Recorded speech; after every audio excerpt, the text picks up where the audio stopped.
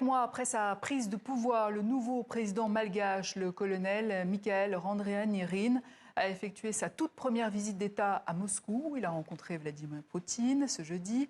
Les deux présidents se sont engagés à renforcer la coopération bilatérale dans de nombreux domaines, militaires, miniers ou encore énergétiques, et à ouvrir une nouvelle ère dans les relations russo-malgaches. La correspondance de Gaël Borgia.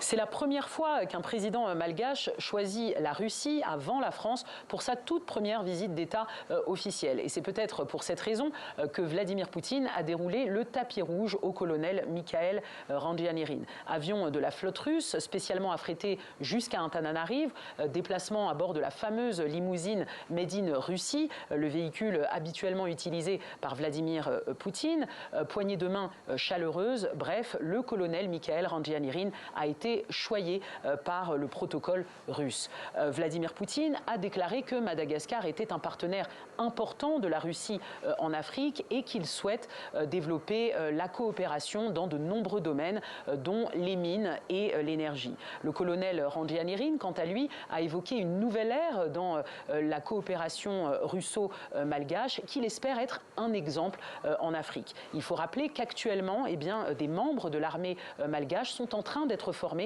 par des instructeurs de l'armée russe et que des armes ont été récemment livrées par la Russie à Madagascar. Mais cette coopération n'est pas nouvelle, elle date des années 70 lorsque le régime socialiste malgache s'était rapproché du bloc soviétique. Depuis, Madagascar a toujours affiché un positionnement non aligné dans sa politique étrangère et c'est dans cet état d'esprit que le colonel Randrianirina se rendra en France les 24 et 25 février prochains où une rencontre avec Emmanuel Macron est envisagée.